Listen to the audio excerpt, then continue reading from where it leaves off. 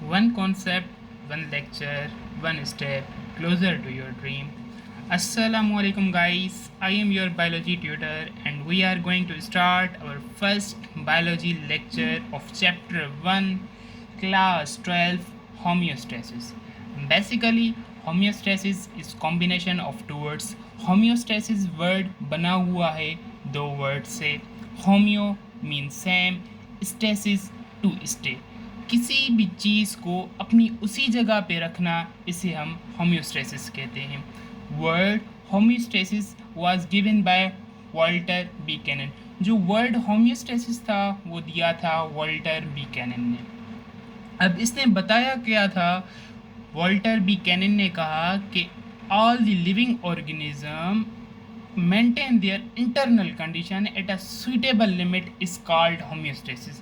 कि जो भी सारे जानदार हैं वो अपने इंटरनल इन्वायरमेंट को मेंटेन करें और ये बहुत ही ज़रूरी है.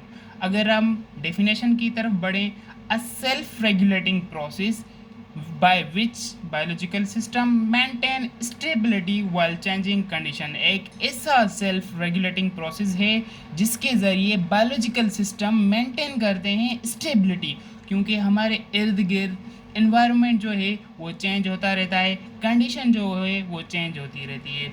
अच्छा, होम्योस्टेसिस की जो इम्पोर्टेंस है वो इम्पोर्टेंस क्या है. जो होम्योस्टेसिस की इम्पोर्टेंस है essential for continuity of life. अगर हमें लाइफ को कंटिन्यू करना है तो होम्योस्टेसिस बहुत ही ज़रूरी है. Organism live in variable environment moderate to extreme, क्योंकि हम जानते हैं जो ऑर्गेनिज्म जो हैं, जो जानदार हैं, वो मुख्तलिफ इन्वायरमेंट में रहते हैं. कोई जानदार एक्वाटिक हैबिटेट से ताल्लुक़ रखता है, कोई टेरेस्ट्रियल हैबिटेट से ताल्लुक़ रखता है. तो जो उनका इंटरनल और एक्सटर्नल इन्वायरमेंट है, अगर हम बात करें एक्सटर्नल इन्वायरमेंट की तो वो क्या है, वो कभी मॉडरेट है, कभी नॉर्मल है, कभी एक्सट्रीम है, कभी ज़्यादा होता जा रहा है. तो इसीलिए ऑर्गेनिज्म को अपने इंटरनल इन्वायरमेंट को मेंटेन करना ज़रूरी है अपनी कंटिन्यूटी को कंटिन्यू रखने के लिए, अपनी लाइफ की कंटिन्यूटी को कंटिन्यू रखने के लिए. To survive they must keep their internal body environment within suitable limits. अगर कोई भी जानदार ये चाहता है कि वो ज़्यादा से ज़्यादा टाइम जिंदा रहे तो उसे अपने इंटरनल बॉडी इन्वायरमेंट को एक सुइटेबल लिमिट तक रखना होगा. वो क्या लिमिट है? 37 सेंटीग्रेड. हम जानते हैं कि सारे जानदार जो है उनका जो इंटरनल इन्वायरमेंट है वो होता है 37.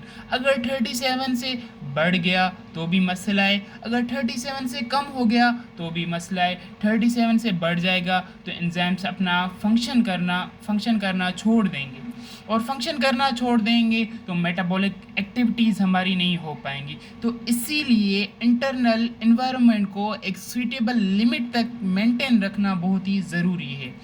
इंटरनल इन्वायरमेंट इंक्लूड, अगर हम बात करें इंटरनल इन्वायरमेंट की, इंटरनल इन्वायरमेंट में क्या आता है, तो इंटरनल इन्वायरमेंट में बॉडी फ्लूइड्स आते हैं. बॉडी फ्लूइड्स में क्या हो गया, हमारा वाटर हो गया, हमारी ब्लड हो गई, और उसके बाद टिश्यूज़, हमारे टिश्यूज़ हो गए जैसे बोन्स हो गई, कार्टिलेज हो गई, ATC. और ऑर्गन सिस्टम, जो ऑर्गन सिस्टम एक कलेक्टिवली ह्यूमन बींग्स को बनाते हैं, एक कलेक्टिवली इंडिविजुअल को बनाते हैं, वो ऑर्गन सिस्टम भी हमारे इंटरनल बॉडी में शामिल हैं. अगर हम बात करें जो होम्योस्टेसिस हमारे इंटरनल बॉडी में हो रहा है तो उसे कंट्रोल करने वाला कौन होता है, तो उसे कंट्रोल करने वाला होता है basically endocrine system plus nerve system. Endocrine system और नर्व सिस्टम मिल के कंट्रोल करते हैं इसे, endocrine system plus nerve system.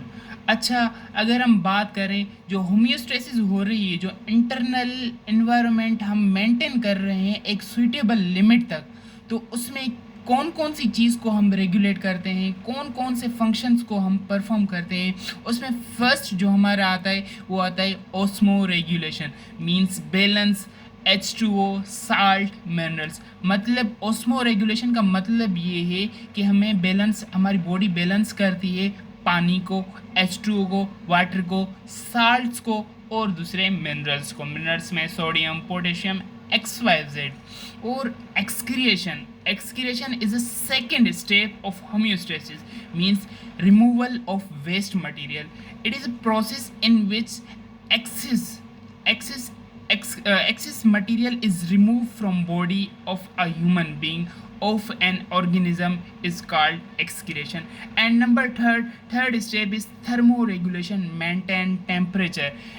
जैसा कि मैं आपको पहले भी बता चुका हूँ कि अगर हमारा टेम्परेचर 37 सेंटीग्रेड होगा तो हमारी बॉडी एक अच्छी तरह से फंक्शंस परफॉर्म करेगी, मुख्तलिफ मेटाबॉलिक एक्टिविटीज़ होगी.